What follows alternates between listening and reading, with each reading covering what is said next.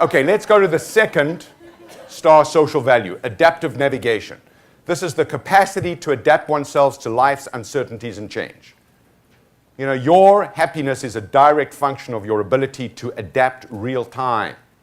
As things change, you want to change.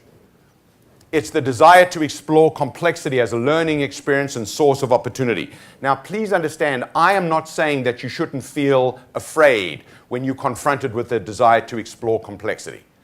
But fear is your friend. Fear is what keeps you sharp. Another word for fear is respect. It's the understanding that complexity is the antithesis of neat and tidy. You know, 40 years ago, there was a famous Canadian called Marshall McLuhan who said the medium is the message. Today, a not-so-famous Canadian, because not that many people know how well-known I am, is telling you this: the mess is the message. We're living in the mess age. So your ability to live with T's that haven't been crossed and I's that haven't been dotted and N's that are still loose will determine your effectiveness. You do not want to be someone who needs to go home every night with an empty inbox. Because I see so many people, Because I see so many people who spend their time emptying out their inbox to the point where they're even answering spam. Or very close to it. How many emails are you wasting your time with that you could just as easily delete or ignore? It's the ability to focus on what counts while seeing the bigger picture. So you want to keep the main thing, but you also want to see the context. You want to be able to understand what's going on around you as you take your actions.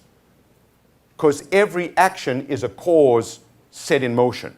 Jim Collins, who wrote the fabulous book, Great by Choice, talks about zooming in, being able to go into the granularity of something, and then zooming out and seeing it from the bridge. And that's the mark of a leader, being able to be incredibly detail-oriented and also being big picture. And it's also the ability to go fast and slow. You know, sometimes you've got to respond reflexively, instantaneously. And sometimes you want to pause and think and breathe and then take action. And the challenge is to know when to do what. And I see Stephanie smiling there. Steph, I don't think you'll ever be able to do this, so just give up now. For Stephanie, it's go fast. So here's the adaptive navigation mantra. Life is a magical mystery, and I'm going to solve it. So just turn to a person either side of you and say, life is a magical mystery, and I'm going to solve it.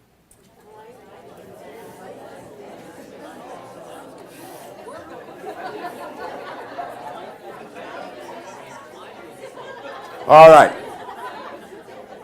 Okay, let's go to 3. So far we've spoken about personal challenge and adaptive navigation. Let's look at full expression.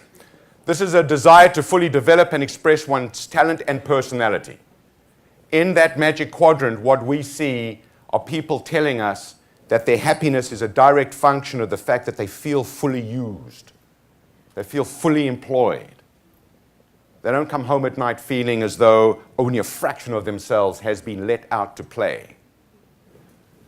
It's a need to communicate authentically and spontaneously with others, which is why you are all here, which is why this meeting isn't happening via streaming video, which is why even bloggers have an annual convention in Vegas, which is why, despite the explosion of social media, there are more face-to-face meetings than ever before.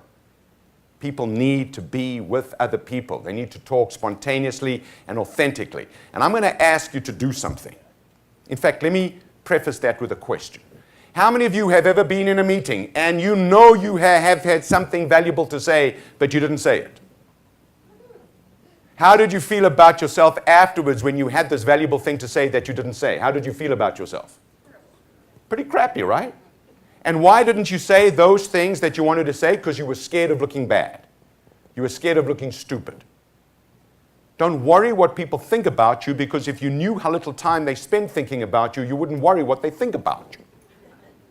In fact, while you were talking, they probably weren't even listening.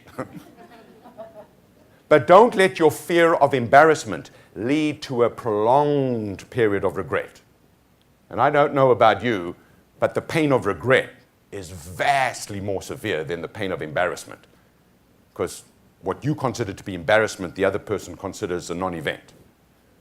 It is, and this is the most important phrase I can share with you the whole morning, inspired performance sustained by a passion for the grind.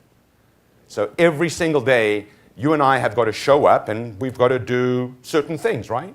And often we have to do the same things tomorrow and the day after and the day after that we've done the last day, and the day before that and the day before that. It's called a routine. It's called a certain schedule. But it's how we do those things that define how well we do those things. So, in any given year, I will give about 120 talks. How would you feel about me today if I was introduced as Mr. Lipkin, the great motivator, when he's on, who is here to somehow get through his 102nd talk? Would you be sitting there in eager anticipation of my message? No. So for me, I've got a passion for this. And this ain't easy. In fact, if you want to be preeminent, nothing is easy. But if you have a passion for that grind and you bring that passion to everything every day, chances are you bring out your best game. It is the reverse of regret and procrastination. So if you want an antidote to regret and procrastination, fully express yourself now. As I say to folks, procrastinate later. And finally, it's an understanding and an appreciation that we're all either amplifiers or inhibitors of each other's power.